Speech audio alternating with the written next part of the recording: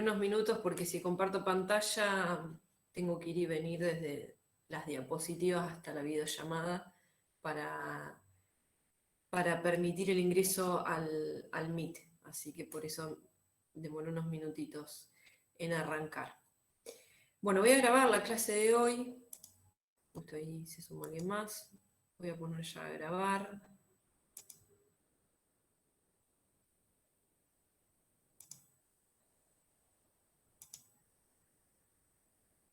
Ahí está comenzando. Bien, ahí comenzamos. Bueno, la idea de la clase de hoy es poder comenzar con la unidad número 3, que consiste en elementos de probabilidad. Lo que vamos a ver en la clase de hoy es una introducción a la probabilidad. Va a estar en conjunto, se va a continuar la teoría de la unidad 3 en la clase de mañana, clases que van a quedar grabadas. Un poco como para saber cómo es la estructura de esta parte de la unidad 3, tienen que tener en cuenta que la unidad 3 está compuesta por, en realidad, 3 grandes partes, ¿sí? Esta es la parte A, donde vamos a ver esto que les mencionaba, la introducción a la probabilidad. Después van a ver la parte B, que van a ver una distribución de probabilidad específica por una variable de tipo discreta, que es la distribución binomial. Ya les estoy adelantando de qué se trata, pero lo van a ver después. Y en la parte C de esta unidad van a ver después lo que es la distribución normal, gaussiana. Es una distribución muy conocida que corresponde a una variable de tipo cuantitativa continua. Bien, como les decía, en la clase de hoy vamos a ver introducción a la probabilidad, ¿sí? La importancia de la teoría de la probabilidad. Vamos a ver algunos conceptos importantes, como lo son experimento aleatorio, espacio muestral y sucesos aleatorios. Vamos a ver un poco de qué se trata. Vamos a ver algunas definiciones, ¿sí?, de probabilidad. Y vamos a empezar con algunas reglitas de probabilidad que lo van a continuar, como les mencioné, en la clase de mañana por la mañana. Bien. Importancia, esto vamos a resumirlo un poco, ustedes después lo van a poder leer, las diapositivas, recuerden que están todos los materiales en el aula virtual, pero bueno, ¿para qué calculamos una probabilidad? A modo de resumen vamos a nombrar algo. Bueno, todos los días estamos tomando decisiones, ¿sí?, en situaciones de incertidumbre, y resulta útil imaginar o calcular la probabilidad de que se dé alguna situación en particular para poder nosotros tomar una decisión de manera correcta, ¿sí? Obviamente que la aplicación, digamos, de la teoría de la probabilidad nos va a permitir tomar decisiones fundadas en datos, ¿sí?, tratando de limitar lo máximo posible los riesgos que nosotros podamos tener ante esa situación en la que tenemos un cierto grado de incertidumbre. Bueno, esto lo vamos a pasar, como yo les decía, esto lo pueden leer, se trata un poquito de estas cuestiones y para qué queremos calcular probabilidad. No es menor, por eso los invito a que lo puedan leer, es un poco introduce el objetivo de por qué damos esta unidad en la materia. Hay un poquito también del origen de la palabra y demás, que puede llegar a estar interesante, pero vamos a ir de lleno a lo que quizás puede resultar un poquito más complicado, que son los conceptos básicos para poder después recurrir y entender un poquito cómo obtener, cómo calcular una determinada probabilidad. Algunos de los conceptos que les mencioné al principio es el experimento aleatorio. El experimento aleatorio es un proceso, ¿sí?, que se puede repetir, que se conoce los resultados que puedo obtener a partir de ejecutar ese proceso, pero que de antemano no tengo seguridad de qué valor exactamente voy a tener. Sin embargo, como acá dice la diapositiva, sin embargo hay un patrón de comportamiento predecible a largo plazo, ¿sí? Tal como la frecuencia relativa de un resultado dado, ¿sí? Acerca de un valor en particular. El experimento aleatorio generalmente se denota con la letra mayúscula E, acá lo tenemos, ¿sí? Con la letra mayúscula E, y vamos a ver, como para que se entienda esta definición, algunos ejemplos. Un ejemplo de experimento aleatorio es arrojar una moneda, por ejemplo, arrojar al aire una moneda. ¿Por qué es un experimento aleatorio? Bueno, cumple con esta cuestión. Es un proceso que yo de antemano sé qué resultados puedo obtener. Puedo obtener una cara o cruz, lanzar una moneda, pero que no puedo predecir qué voy a obtener, si voy a obtener cara o voy a obtener cruz. Sí puedo estudiar el patrón, ¿sí?, de comportamiento a largo plazo, y bueno, es igualmente probable obtener cara o obtener cruz, ¿sí?, u obtener cruz. A largo plazo tengo una probabilidad de 50-50, a menos que la moneda esté desequilibrada, pero si la moneda no está desequilibrada, tengo dos opciones, cara o cruz. Otro ejemplo aleatorio, ven que lo simbolizo E igual y anuncio el experimento, es seleccionar al azar 3 clientes de una empresa, ¿sí?, de la empresa, dice acá una en particular, y revisar si están al día con su plan de pago. Bueno, acá también tengo un experimento aleatorio. Yo este proceso sé que como resultado me puede dar dos opciones, que el cliente esté o no esté al día con su plan de pagos. ¿Sí? En este caso tengo una combinación de 3 clientes, así que tendría que ver todas las combinaciones posibles de que esos 3 clientes estén o no al día. Pero de antemano sé los resultados que yo puedo obtener.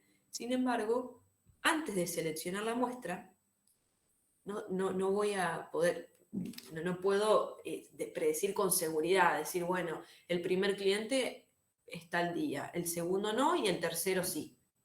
Eso no lo voy a saber.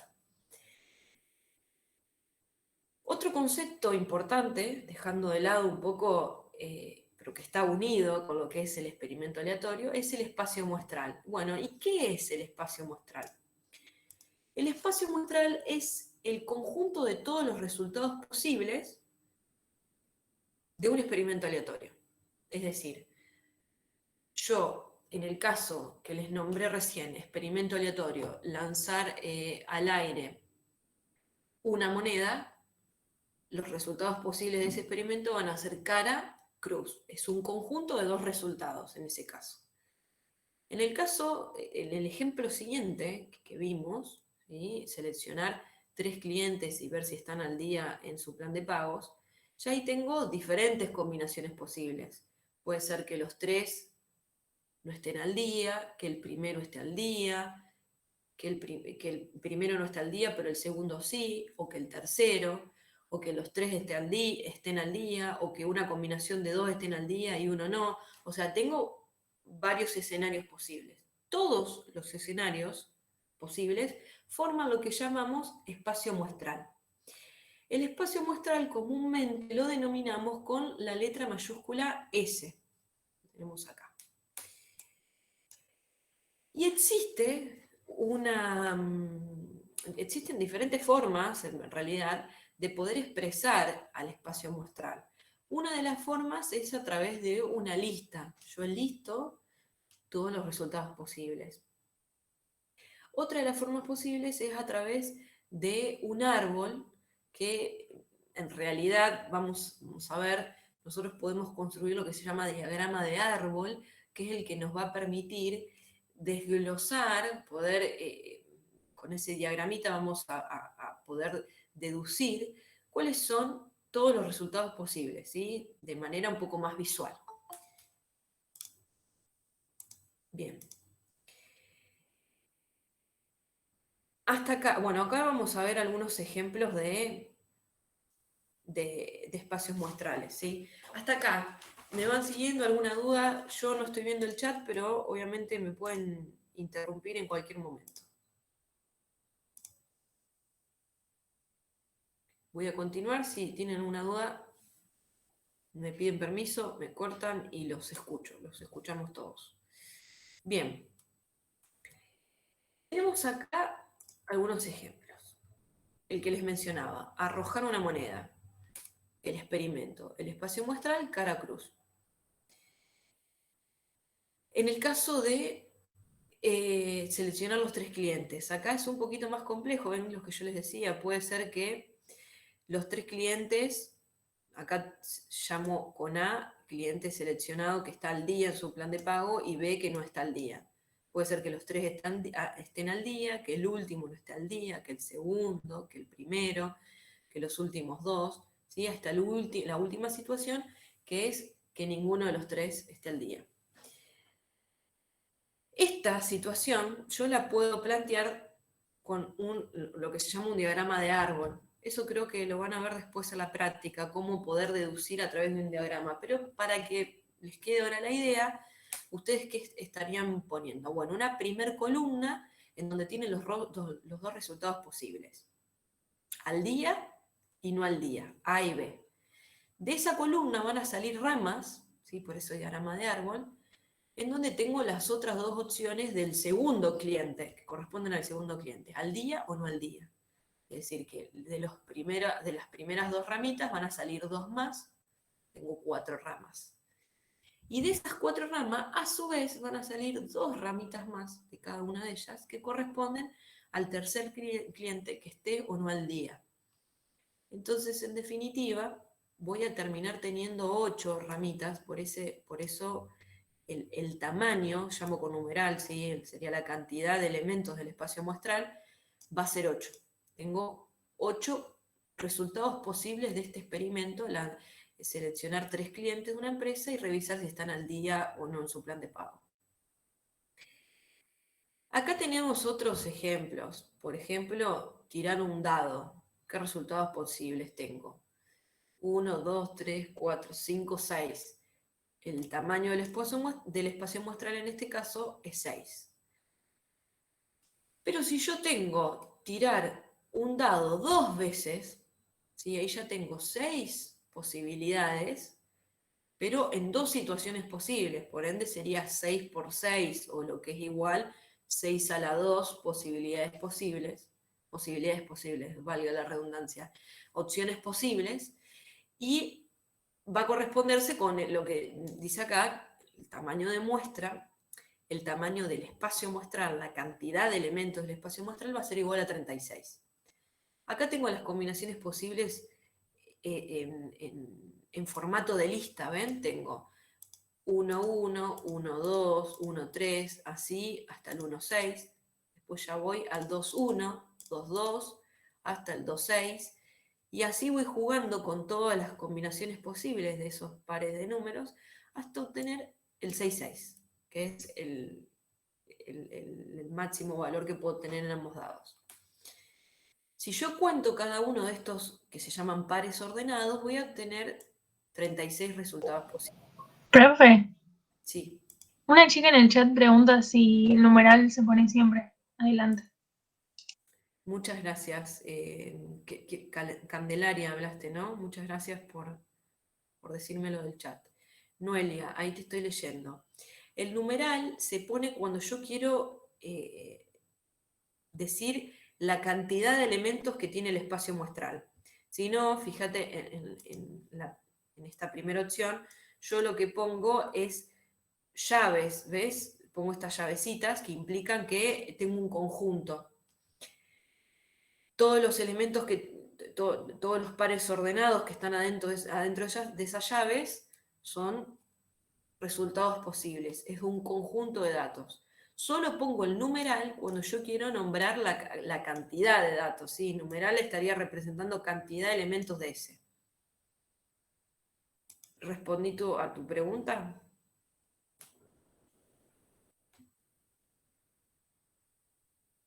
Muy bien. De nada, continuamos.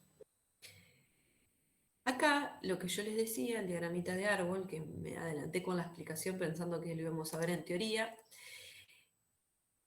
Ejemplo, experimento, lanzo al aire 2 monedas. La primera tirada, lo que yo les decía, tengo dos opciones, ¿sí? Dos ramas arranco. Cara, cruz. De cada una de esas ramas tengo dos opciones para la segunda tirada. Cara, cruz, cara, cruz. Por ende me terminan quedando 4 ramas que corresponden a los diferentes resultados posibles. El primer resultado va a ser cara, cara. El segundo, cara, cruz. El tercero, cruz, cara. Y el último, cruz, cruz. Los tengo acá en forma de lista. El tamaño del espacio muestral va a ser igual a 4. Esto es lo que yo les llamaba, lo que les expliqué anteriormente, que se denomina diagrama de árbol. Sirve para poder deducir el espacio muestral y que no nos olvidemos, no pasemos de largo por ninguno de los puntos muestra específicos, ¿sí? Que tengamos todos los elementos posibles. Acá se complejiza un poquito y tenemos lanzar al aire 3 monedas, ¿sí? Entonces tenemos una tercera tirada y acá es donde yo les decía que tenemos 8 ramas en total, ¿sí? La primera ramita sería cara, cara, cara. La segunda ramita sería cara, cara, cruz.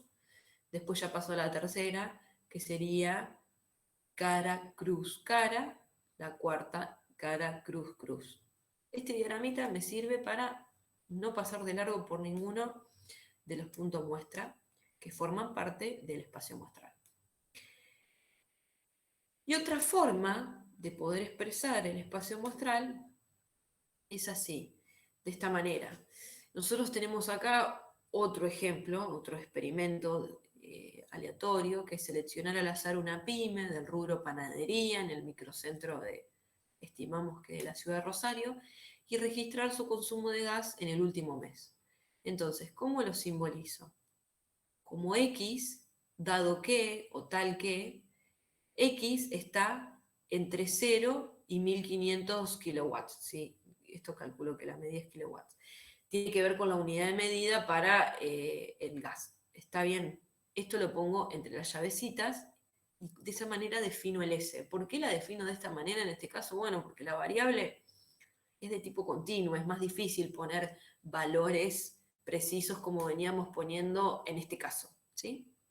Depende del tipo de variable, van a ver cómo pueden expresar el espacio muestral. Acá, esta observación que tiene que ver con que la variable sea continua, claro, el espacio muestral es infinito, no numerable, por eso no queda otra que hacerlo así. En este caso, es finito, numerable, finito, numerable. Puedo contar todos los elementos que forman el espacio muestral.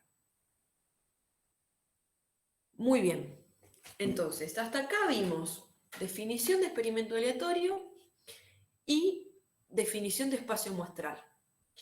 Ahora lo que vamos a ver es la definición de evento o de suceso aleatorio. Un evento o un suceso aleatorio es cualquier subconjunto del espacio muestral S. ¿Qué sería? Se dice que ha ocurrido el evento A si al repetirse una vez el experimento aleatorio ocurre cualquiera de los resultados de A. Por ejemplo, si yo tengo el experimento lanzar un dado y tengo el suceso o evento obtener un número par, voy a decir que ocurre ese suceso o evento si yo obtengo al lanzar un dado un 2, un 4 o un 6. Todos esos elementos del espacio muestral que iba desde el 1 al 6, si se acuerdan el ejemplo de lanzar un dado, el espacio muestral está compuesto por el conjunto de datos de números que van del 1 al 6. Pero el evento A es un subconjunto de ese espacio muestral que va del 1 al 6. Solamente está compuesto por los numeritos 2, 4 y 6, que son los números pares. ¿Se entiende más o menos la idea? Ahora vamos a ver un poco más de ejemplos, pero si tienen alguna duda, me interrumpen. En el chat no hay nada. Continuamos. Bueno, es importante distinguir que hay dos tipos de suceso. Por un lado, vamos a tener los resultados básicos del experimento aleatorio, a los que se les llama suceso simple. El ejemplo de lanzar un dado. El 1, ¿sí? Sería un suceso simple, obtener un 1, obtener un 2, obtener un 3. Ya una combinación de dos o más de los sucesos simples dan como resultado lo que se denomina un suceso compuesto. Este suceso que les mencioné recién, obtener un número par, es decir, obtener un 2, un 4, un 6, es un suceso compuesto. ¿Estamos de acuerdo? Continuamos con los ejemplos que quizás son los que hacen más tangible estas definiciones. Tenemos, ejemplo, tirar un dado una vez, habíamos visto, dijimos recién, el espacio muestral, 1, 2, 3, 4, 5, 6, el conjunto de estos 6 números. Acá definimos el evento A como resultado impar. Bueno, es diferente al ejemplito que les nombré recién, pero sirve para entender un poco la idea. El evento, ¿sí? Obtener un resultado par, comprende los números obtener un resultado impar, comprende los números 1, 3 y 5. Este evento A es un subconjunto de S, es una partecita del S que abarca todos los resultados posibles. Si se tira el dado y sale 1, entonces ocurrió el evento A. Ocurrió que obtuve un resultado impar. Pero si se tira el dado y sale el 6, A no ocurrió.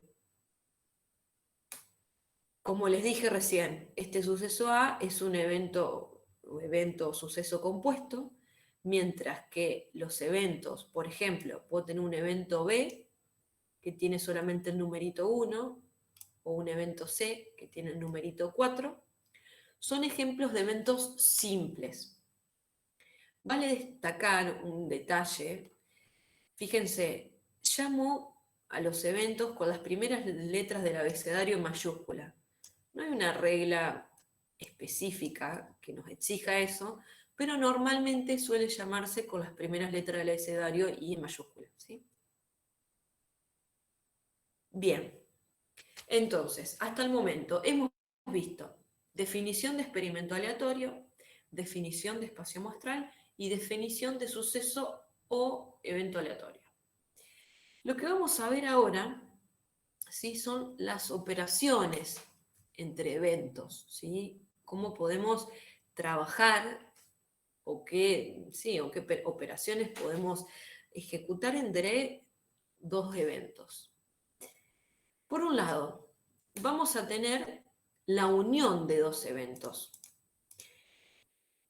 La unión de dos eventos, ¿sí? Que a veces se puede representar de la siguiente manera, como A o B, o matemáticamente se escribe como A unión B, fíjense que es una especie de U, se simboliza de esa manera, es la unión de dos eventos. La unión de dos eventos da como resultado otro evento en el que lo que contiene ese resultado son los eventos que están en A o en B o en ambos. Ese es el resultado de la unión de dos eventos. A veces a esta operación, al evento A o B, se lo identifica con al menos uno de los dos eventos ha ocurrido. Esto, cuando vean ejercicios, van a entender a qué se refiere. Ahora, también la idea obviamente es que comprendan, pero lo van a ver quizá un poco más tangible de manera empírica, ¿sí? Con casos de aplicación. ¿Qué sería? La unión de dos eventos es los eventos de A, va a estar compuesta por los eventos de A, los eventos de B, y por los eventos que están en ambos. Obviamente que no se deben repetir. Acá, fíjense, tenemos lo que se llama diagrama de Venn. En el diagrama de Venn simbolizamos, ¿sí?, con un rectángulo el espacio muestral. Fíjense que ahí tenemos a la S, que es todo el espacio muestral, y a los conjuntos se los simboliza con círculos, ¿sí?, de diferente tamaño, dependiendo del tamaño de cada uno de los conjuntos. Y vemos, en este caso, la representación en el diagrama de Venn de la unión de dos eventos. La unión es lo que está sombreado, fíjense. Yo tengo A, la intersección, ¿sí?, los elementos que tengo en conjunto, y después tengo B. En el caso particular en que los eventos están solapados, ¿sí? Acá los eventos A y B tienen algunos puntos en común. Vamos a nombrar un ejemplo para que se entienda un poquito mejor. Imagínense, yo tengo al evento A obtener un número par y al evento B obtener números menores a 3. Entonces, el globito que representa A, el círculo que representa A, va a tener los números 2, 4 y 6, números pares. Y el B, el círculo de B, va a tener los números menores o iguales a 3, va a tener el 1, el 2 y el 3.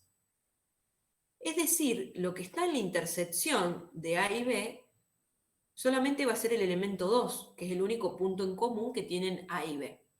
Ahora, ¿cuál es el resultado de la unión de esos dos eventos? A,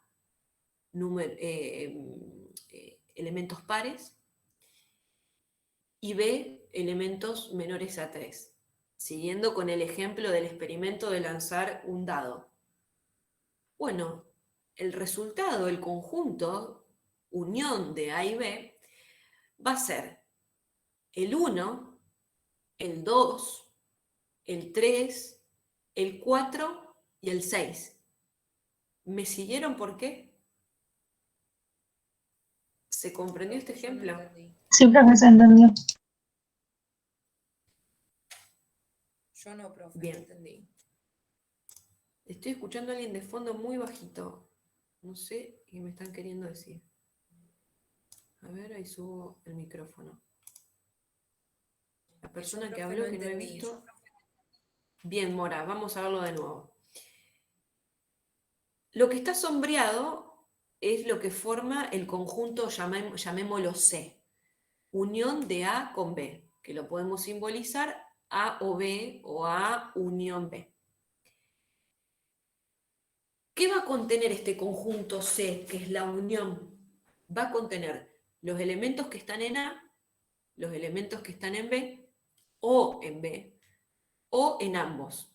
Entonces, si yo tengo que A tiene los números pares, 2, 3 y 4, y tengo que B tiene los números menores o iguales a 3, 1, 2 y 3, la unión va a ser digamos, no es la suma, no está bien dicho, pero sería el conjunto de esos resultados de A y B, que están en A y B. Entonces, a ver, tenemos 1 que estaba en B, lo tenemos en el conjunto C, que es la unión. Tenemos 2 que estaban en los dos eventos, tanto en A como en B. Después voy a tener a 3 que estaba en B, y después voy a tener a 4 y a 6 que estaban en A. Es decir, que el evento C, definido como la unión de A y B, siendo A números pares y B números menores o iguales a 3, me va a dar como resultado un conjunto con 5 eventos individuales, 5 puntos muestras se les llama, ¿sí? De nuevo, va a ser el 1, va a ser el 2, va a ser el 3, que son todos los elementos de B, y después tengo que tener en cuenta los que me quedaron en A que no estaban en B, 4 y 6. ¿Ahí se entendió? ¿Quizá más claro? Sí, Profe. ahora sí, gracias. Sería como el total de A y B, todo lo que hay en A y todo lo que hay en B. Una cosa así, digamos que sí. Acá lo que tienen que tener en cuenta es la definición, que sería la expresión correcta. Fíjense lo que dice acá. Contiene todos los resultados que están en A, o que están en B, o que están en ambos. Eso es lo que estábamos haciendo recién. Los que estaban en A, 2, 4 y 6. O los que estaban en B, tengo que tener en cuenta los que me quedaron, ¿sí? O los que estaban en ambos, que era el 2. ¿Sí? Es como tengo en cuenta cualquiera de esos escenarios, digamos. Ahora vamos a ver la diferencia de la unión de dos eventos con respecto a otra operación que podemos realizar entre dos eventos, que es la intersección. Fíjense el diagrama de Venn, ya con el diagrama de Venn ven la diferencia. Acá tengo pintado solo la intersección, ven solo lo que tienen en común A y B. En el caso del ejemplo que estábamos mencionando, A, números pares, y B, números menores a 3, el único punto en común que tienen A y B es el 2. Entonces, si yo denomino con C a la intersección de A y B, el único elemento que va a formar ese conjunto, en este caso es el 2. Fíjense qué diferencia. Vamos a ver acá un poquito lo que está en la diapositiva para que vean la parte bien de la definición. Yo tengo la intersección de dos eventos que lo represento como A y B. Matemáticamente se escribe como A y una U dada vuelta, ¿sí? Con B. Está formada solo por aquellos resultados que están en ambos eventos, tanto en A como en B. El único elemento, en el ejemplo que habíamos mencionado que estaba en ambos eventos, era el 2. A menudo se usa la palabra ambos para describir la intersección de dos eventos. Esto es importante porque después lo van a ver en la práctica. Si yo les digo cuál es la probabilidad de que sea mujer y van a ver un ejemplo, un ejercicio en la práctica, que sea mujer y que viaje en clase ejecutiva y implica la intersección de dos eventos, de que se den esas dos cosas en simultáneo. En cambio, si yo digo cuál es la probabilidad de que sea mujer o que viaje en clase ejecutiva, estoy considerando la unión. Es la probabilidad de que sea mujer más la probabilidad de que viaje en clase ejecutiva, y ahí vamos a ver después, me estoy adelantando una reglita en donde le tengo que restar un poco la intersección porque la estoy sumando 2 veces. Lo vamos a ver más adelante. Quiero que entiendan la diferencia del O y el I. En uno estoy haciendo intersección, el otro estoy haciendo unión de eventos. Bien, complemento de un evento, es otra operación. Hasta acá, a ver si hay alguna pregunta en el chat. No. Complemento de un evento. Tenemos sombreado, lo tenemos sombreado. Todo lo que está fuera de A, fíjense, en el diagrama de Venn, lo llamamos no A, es el complemento de A. Se escribe como A supra C, fíjense que tienen una C que sería complemento. También se simboliza comúnmente como A rayita arriba, ¿sí? Como vieron en la unidad 2 que teníamos X raya, bueno, acá A raya. A raya sería el complemento de A. ¿Por qué está formado este conjunto? Bueno, por todos los resultados que no estén en A. Todos los resultados que no estén en A, pero que forman parte del espacio muestral. Todo evento A tiene un único evento complementario AC en el espacio muestral particular. Ejemplo, si yo tengo el evento A número par, que surge del experimento aleatorio lanzar un dado, el evento no A o el complemento de A van a ser los números impares. Es todo lo que me quedó afuera del espacio muestral. Si yo tengo el evento A números menores a 3, menor o igual a 3, el complemento de A van a ser los números mayores a 3, va a ser 4, 5, 6. Ahora, hasta acá vimos estas tres operaciones. Está la operación también de diferencia, pero esto lo pasamos de largo, no lo vemos en el curso. Esto es una especie de repaso en operación de conjunto, ¿sí? Probablemente esto ya lo sepan, pero no viene de más refrescarlo.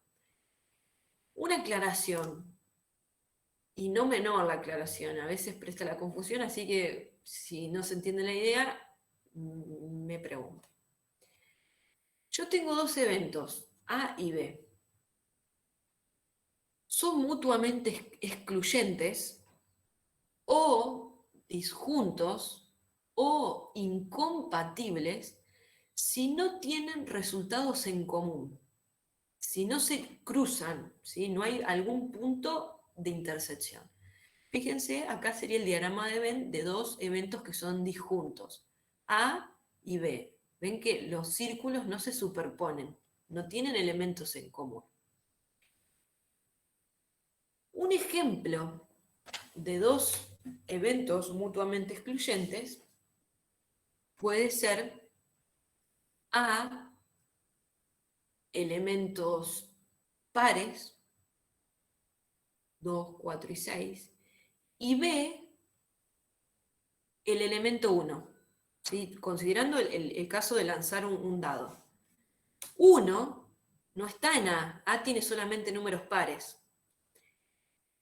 Esos dos eventos que recién les mencioné son eventos mutuamente excluyentes, disjuntos o incompatibles. Pueden llamarlos como ustedes quieran. ¿Qué implica? Que en la intersección, si yo hago la operación de dos eventos que son disjuntos, me va a dar como resultado el vacío, no tengo ningún elemento en común. Este simbolito acá, si ven la diapositiva, que es como una especie de Q, no es una Q, en realidad es un círculo tachado, representa el conjunto vacío, el conjunto que no tiene ningún resultado, no hay ningún elemento. Entonces, acá, ¿por qué les digo que es importante esto? Porque una cosa es que yo esté calculando el complemento de un evento, y otra cosa son los eventos que son mutuamente excluyentes. Que dos eventos sean complementarios, obtener un número par, obtener un número impar, va a implicar que sean mutuamente excluyentes. ¿Sí? Implica eso. No tengo ningún punto en común porque son lo opuesto, par o impar.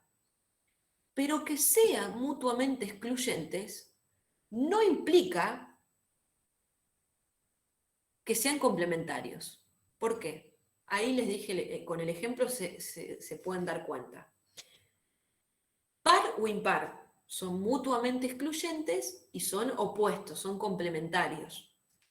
No tengo puntos en común y no hay otro elemento en el espacio muestral, porque tengo números del 1 al 6 como resultado de lanzar un dado. Entonces tengo todo un grupo en A y todo un grupo en B de resultados posibles. Ahora, si yo tengo el caso que les mencioné a propósito, A números pares, 2, 4 y 6, y por el otro lado tengo B, el 1, ahí son mutuamente excluyentes, no tienen ningún punto en común, pero no son opuestos, porque me faltan elementos, me falta el 3 y me falta el 4, que forman parte del espacio muestral y que no están en A y no están en B. Entonces, hago esta distinción porque es muy importante que puedan comprender que el complemento implica que dos eventos sean complementarios, implica que son mutuamente excluyentes, pero no a la inversa, que sean mutuamente excluyentes no implica que sean complementarios. ¿Se entendió esta idea?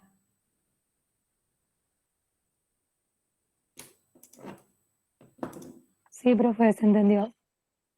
Gracias por la respuesta, tanto por sí o por no, obviamente gracias a los que responden. Joana, gracias también. Bueno, Avanzamos un poquito. Probabilidad. Conceptos, objetivos y subjetivos. En realidad, esto también lo vamos a saltear, esa diapo ustedes la pueden ver, después tienen los materiales. Vamos a ir acá a algunas reglitas básicas. Importante, las probabilidades pueden ir de 0 a 1. Que una probabilidad sea 0 significa que es imposible que el suceso ocurra, ¿sí? Ahora, que una probabilidad sea igual a 1 implica que es el suceso que se le llama suceso cierto, que ocurre con total seguridad.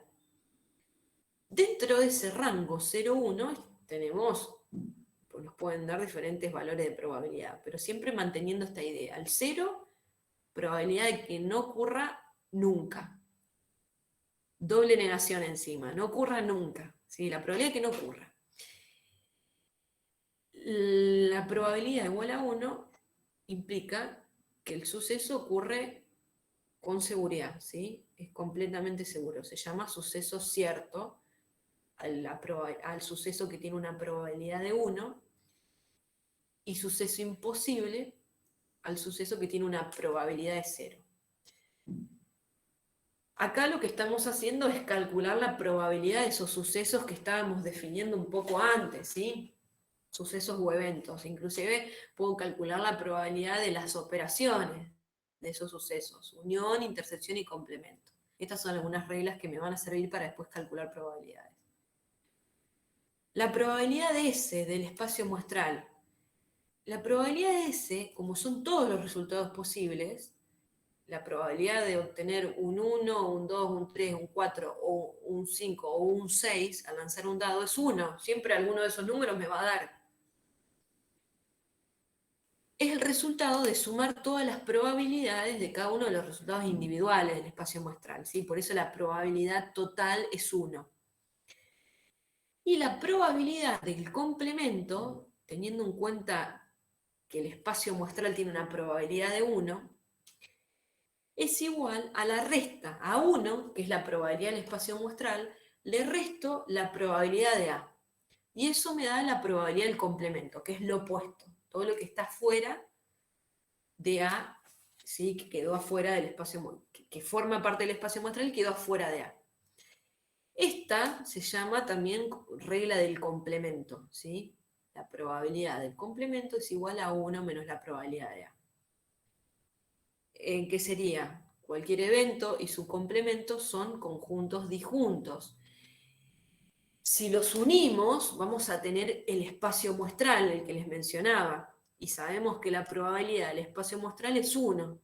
Entonces, si yo tengo la probabilidad del evento y es un complemento, la suma me va a dar 1, ¿sí? Porque tengo la unión de esas dos cosas que son, de esos dos eventos que son disjuntos. Entonces, reglitas importantes para que después en las actividades evaluativas no veamos probabilidades mayores a 1 ni negativas, si no hay probabilidades negativas, ¿sí? Como mucho, 0. Continuamos. Diferentes enfoques que sirven para asignarle la probabilidad a un evento. Por un lado tenemos el enfoque clásico, la probabilidad clásica. Tenemos el enfoque empírico, probabilidad frecuentista, y el enfoque subjetivo. Vamos a ver un poquito de qué se trata. El enfoque clásico, ¿sí? También clásico o llamado a priori, ¿sí? Yo de antemano, antes de ejecutar el experimento, puedo determinar la probabilidad de un evento. Esto lo vamos a ver, por ejemplo, en el caso de lanzar al aire una moneda, ¿sí? La probabilidad de obtener cara. Bueno, ¿cuántas opciones tengo al lanzar al aire una moneda? Tengo dos opciones, cara o cruz. ¿Y cuántas de ellas cumple con la condición de cara? Una sola. Entonces, ¿cuál es la probabilidad? 1 sobre 2, un medio, 0,5, lo mismo. Acá tenemos un poquito generalizado, esta es la fórmula de poder calcular la definición, calcular la probabilidad a través del método clásico. En el numerador voy a tener todos los resultados del espacio muestral que son favorables al suceso al cual le quiero calcular la probabilidad. Y en el denominador lo que tengo son todos los resultados posibles, ¿sí? Este tipo de cálculo, el método clásico, solo lo puedo aplicar siempre y cuando los resultados básicos del espacio muestral sean igualmente probables, sean equiprobables. Como el caso que les mencioné, lanzar una moneda, obtener cara, obtener cruz es igualmente probable. O lanzar un dado, la probabilidad de obtener un 6. ¿Cuánto es la probabilidad de obtener un 6 al lanzar un dado? ¿Qué les parece?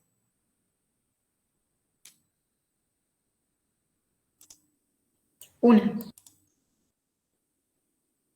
1/6. Puede ser un... Ah, está bien, 1/6, muy bien, exactamente. Porque tengo 6 resultados posibles y uno solo de ellos cumple con el requisito de ser un 6, con esa condición. Entonces tengo 1/6. Este método generalmente se utiliza en lo que son juegos al azar, ¿sí? En cosas que nosotros sepamos, ¿sí?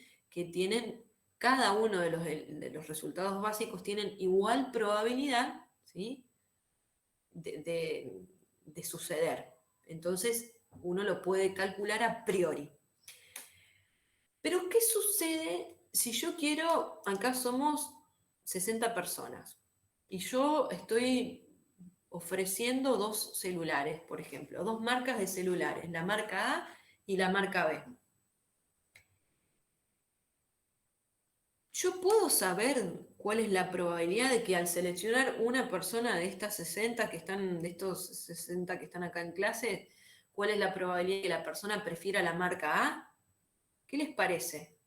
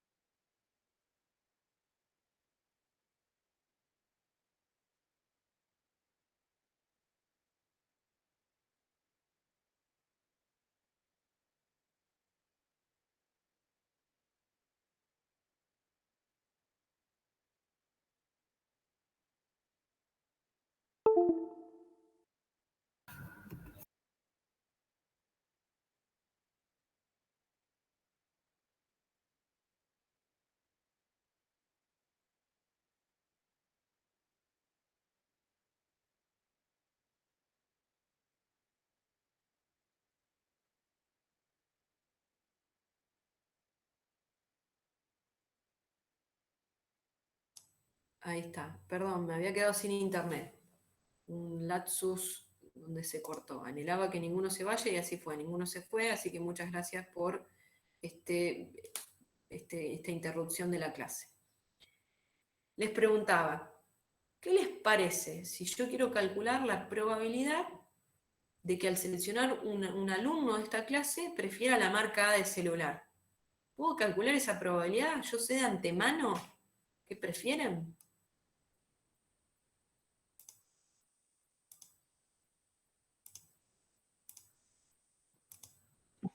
Y yo pienso que no sabés de antemano qué prefiere hasta que no te lo responda. Muy bien, Josefina, así es. En ese caso no puedo utilizar el método clásico y necesito utilizar el método empírico o también llamado método frecuencial. Necesito que me responda la persona, porque puede ser que en esta sala de 60 personas, las 60 prefieran la marca A. Entonces, ¿cuál es la probabilidad de seleccionar una persona y que prefiera la marca A? Y bueno, va a ser 1. Pero ¿qué pasa si 30 prefieren la marca A y 30 prefieren la marca B. Ahí la probabilidad de seleccionar un alumno y que prefiera la marca A va a ser un medio. Entonces, acá surge este enfoque, que es el método empírico, ¿sí? Que establece que los valores de probabilidad se derivan de la experiencia, ¿sí? Que cuanto mayor sea, mejor. Yo necesito un tamaño de muestra grande, ¿sí? Para poder confiar en que tengo una probabilidad. Se sugiere que la probabilidad de un suceso se considera igual a la frecuencia relativa con la que se haya observado en el pasado ese suceso en particular, sobre el curso de un gran número de experimentos, esto que les mencionaba. Este uso de la palabra probabilidad basada en la interpretación de la frecuencia relativa se aplica a situaciones en que las condiciones no son exactamente repetibles. Esto que yo les mencionaba, puede ser que todos los alumnos prefieran la marca A, o que uno prefiera la marca A, o que la mitad prefiera la marca A, y en esos diferentes escenarios la frecuencia relativa es diferente, la probabilidad se va a estar viendo representada por otro número, va a ser diferente. Entonces, en ese caso, lo que uno necesita es repetir, ¿sí?, un gran número de veces el experimento para poder permitirnos decir que esa frecuencia relativa es una probabilidad. ¿Por qué necesito repetir un gran número de veces este experimento? Porque en realidad, si yo tengo, por ejemplo, 1.000.000 de alumnos y yo sé que el 1.000.000 prefiere la marca de celular A, la probabilidad de A va a ser 1. Ahora, si viene 1.000.001 y el 1 que le sumé prefiere la marca B, esa probabilidad, que era igual a 1 antes, no se va a ver modificada, ¿sí?, por uno solo que prefiere la marca B. Ahora, si yo tengo 10 personas que prefieren la marca A, la probabilidad de seleccionar una va a ser, que prefiera la marca A va a ser 1, pero si yo sumo una persona, es decir, tengo 11, y esa 11 que sumé prefiere la marca B, ahí la probabilidad de obtener A no va a ser 1, va a ser 11, va a ser en realidad 10 sobre 11, que va a dar grande, pero no va a ser 1. En cambio, en el caso de 1.000.000, si yo sumo una persona, es casi insignificante el cambio. Por ende, esta idea que yo les di, de un ejemplo quizás un poco exagerado, nos permite comprender la necesidad de tener que repetir el experimento para hablar de probabilidad y no de frecuencia. La probabilidad es un valor único, la frecuencia puede cambiar, entonces yo necesito mantenerme en ese valor. Acá está un poquito expresado de manera matemática esto que yo les mencionaba. En el método empírico yo tengo que repetir n veces el experimento aleatorio y la probabilidad de A va a ser el límite de la frecuencia relativa de A. ¿Sí? Tengo que llevar al límite, repetir muchas veces ese experimento para poder hablar de probabilidad y no de frecuencia. Acá ven, simbolizamos a FA como la frecuencia absoluta y FR, la frecuencia relativa, ¿sí?, respectivamente del suceso A. Entonces, ¿qué decimos? Que el límite de la frecuencia relativa de A va a ser igual a la probabilidad de A. Observación, porque ustedes dirán, bueno, necesito 1.000.000 de alumnos. Bueno, como la práctica no es posible realizar una experiencia infinita cantidad de veces, directamente podemos decir que la probabilidad de A se aproxima a la frecuencia relativa de A, tratando de que n sea lo suficientemente grande. Entonces, hasta acá vimos la definición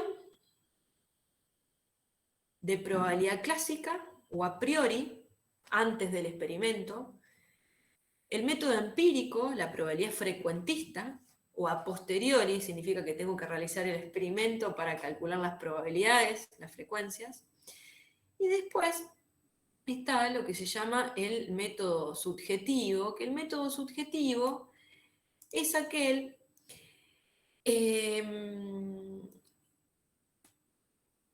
en realidad, lo vamos a leer, así se entiende bien y no les doy una mirada sesgada. El enfoque de las frecuencias relativas para definir probabilidad se aplica en situaciones en las que se puede pensar en repetibilidad, ¿sí? Bajo condiciones semejantes. Yo saco una muestra de alumnos y me fijo qué celular prefieren, la A o la B. En algunas situaciones no se da este escenario en donde yo puedo repetir bajo condiciones semejantes el experimento. Por ejemplo, si estamos planteando una fiesta al aire libre para el próximo sábado a la tarde, ¿cuál es la probabilidad de que llueva? Y ahí necesito calcular una probabilidad que se llama de manera subjetiva, que quizás una persona especialista en meteorología me va a decir cuál es la probabilidad. Otro ejemplo, 2 equipos de fútbol, Central y Newell's, juegan la final de un torneo. ¿Cuál es la probabilidad de que gane? Y no puedo repetir ese experimento. Entonces, ¿qué hago? Le pregunto a una persona especialista en deporte, específicamente en fútbol, bueno, ¿qué te parece a vos? ¿Cómo es la condición física de los jugadores? ¿Quién viene ganando normalmente? ¿Quién te parece que va a ganar? ¿Cuál es la probabilidad de que gane uno o que gane el otro? Entonces, en estas situaciones, una persona puede usar sus propias experiencias o conocimientos para asignar la probabilidad, ¿sí?, de un suceso en particular, ¿sí? Tales probabilidades no se basan en deducciones lógicas ni observaciones repetidas, sino en la experiencia histórica. Y tengo una persona, obviamente, que tenga experiencia en el tema. Tales probabilidades se llaman probabilidades personales o subjetivas, ¿sí?, porque representan el grado de creencia personal en que ocurra o no un evento. Entonces, tenemos estos 3 enfoques posibles para calcular una probabilidad. Acá una especie de resumen, ¿sí? Por un lado tenemos enfoques objetivos, la probabilidad clásica o la empírica, y por el otro lado el enfoque subjetivo, ¿sí?, que parte de la información disponible de la experiencia de la persona. La probabilidad clásica, como les mencionaba, se puede calcular cuando los resultados son igualmente probables, y por el otro lado la empírica se sustenta en frecuencias relativas a partir de la obtención de una muestra. Este es un poco el resumen de los enfoques. Hasta acá llegamos con la clase de hoy. En la clase de mañana, que igualmente va a quedar grabada en el caso de que no puedan asistir, van a empezar a ver lo que es el concepto de probabilidad condicional, ¿sí? Un tipo de probabilidad que se puede calcular, y van a ver cómo calcularla, y a partir de eso van a ver algunas reglas, que hoy medio que me adelanté a algunas, pero van a poder continuar con el cálculo propiamente dicho de diferentes probabilidades. La probabilidad de la unión de sucesos, de la intersección, probabilidad condicional y algunas reglitas más que entran en esto que les estoy mencionando ahora, ¿sí? ¿Quedó claro? ¿Alguna duda? ¿Algo que quieran compartir? Y si no, dejo de grabar la clase. Profe, yo tengo Sí. una consulta sobre un horario de la clase de mañana, el de las 6:30 de la tarde. Ahí se da como un repaso de todo lo que se dio hasta ahora. ¿Sería la clase de hoy y la de mañana en la mañana? Bien. Voy a detener la grabación y ahora te contesto, Dale. que es un tema más administrativo. Ahí está. Más que nada para